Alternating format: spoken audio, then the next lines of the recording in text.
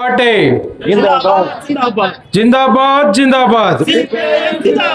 Okay, ಏನಿವತ್ತು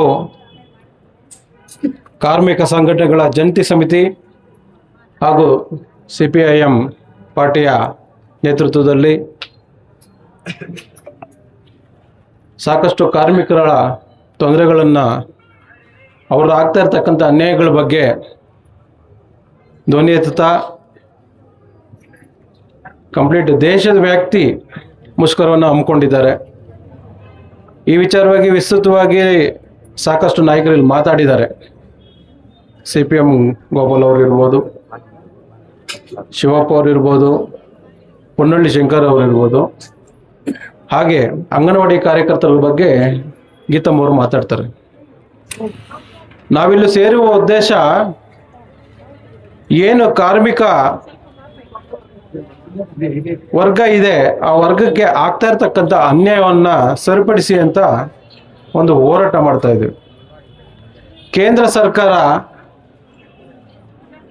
ಏನು 4 ಕಾರ್ಮಿಕರ ವಿರುದ್ಧ ಈ ಕೋಡ್ಗಳನ್ನು ತಂದಿದ್ದಾರೆ, ಅದನ್ನ ರದ್ದುಪಡಿಸಬೇಕು. ಈ ಶ್ರಮಜೀವಿಗಳು ಯಾರು ಈ ನೌಕರರಿದ್ದಾರೆ ಅವರಿಗೆ ಉತ್ತಮವಾದ ವೇತನವನ್ನು ಕೊಡಬೇಕು. ಅವರಿಗೆ 8 ಗಂಟೆಗಳ ಕಾಲ ಏನು ಉದ್ಯೋಗ ಅವಕಾಶ ಮಾಡಿಕೊಡ್ಬೇಕು. ಈ ಥರ ವಿವಿಧ ಬೇಡಿಕೆಗಳನ್ನ ಇಟ್ಕೊಂಡು ಇವತ್ತು ಹೋರಾಟ ಮಾಡ್ತಾ ಇದ್ದೀವಿ. ಆ ಹೋರಾಟ ಮಾಡುವ ಕಿಚ್ಚಿರೋದು ಈ CPM ಈ ಕೆಂಪು ಜೆಂಡಾಗ ಮಾತ್ರ ಅಂತ ಹೇಳಲಿಕ್ಕೆ ಇಚ್ಛೆ ಪಡ್ತೇನೆ. ನಾನು ಈ ಪಾರ್ಟಿಗೆ ಸೇರ್ಪಡೆಯಾಗಿ ಹೆಚ್ಚು ಕಮ್ಮಿ 1 ವಾರ 15 ದಿವಸ ಆಗಿದೆ. ನಂದು ಮೊದಲನೇ ಪ್ರತಿಭಟನೆ ಇದು. ಈಗ ಸದ್ಯಕ್ಕೆ ಕೇಂದ್ರ ಸರ್ಕಾರದ ವಿರುದ್ಧ ಮಾತಾಡೋಣ. ಮುಂದಿನ ದಿನಗಳಲ್ಲಿ ರಾಜ್ಯ ಸರ್ಕಾರ ಹಾಗೂ ತಾಲೂಕು ಆಡಳಿತದ ಬಗ್ಗೆ ಮಾತಾಡುವಂಥ ಸನ್ನಿವೇಶಗಳು ಇದೆ. ಪಟ್ಟಿ ಮಾಡ್ಕೊಂಡಿದ್ದೀವಿ ಏನೇನು ಮಾತಾಡಬೇಕು ಅಂತೇಳಿ. ಇದು ಆರಂಭ ಮಾತ್ರ. ಮುಂದಿನ ದಿನಗಳಲ್ಲಿ ಸಾಕಷ್ಟು ಈ ತಾಲೂಕಿನಲ್ಲಿ ನಡೀತಾ ಇರ್ತಕ್ಕಂಥ ದುರಾಡಳಿತಗಳ ಬಗ್ಗೆ ಮಾತಾಡುವಂಥ ಸನ್ನಿವೇಶಗಳಿದೆ. ನಮ್ಮ ಹೋರಾಟ ನಿಲ್ಲಲ್ಲ. ನಾವೆಲ್ಲರೂ ಹೋರಾಡಿ ನಮ್ಮ ಹಕ್ಕುಗಳನ್ನ ಪಡೆದುಕೋಬೇಕು.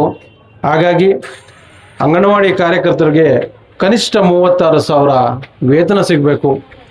ಇರ್ತಕ್ಕಂಥ ಅಂಗನವಾಡಿ ಕಾರ್ಯಕರ್ತರು, ಬಿಸಿ ಊಟ ನೌಕರರು, ಆ ವರ್ಗದವ್ರಿಗೆಲ್ಲರಿಗೂ ಕಾಯಮಾಗಿ ಉದ್ಯೋಗ ಆಗಬೇಕು. ಇದು ನಮ್ಮ ಮೊದಲಿಗೆ ಪ್ರಾಮುಖ್ಯವಾಗಿರ್ತಕ್ಕಂಥ ಬೇಡಿಕೆ.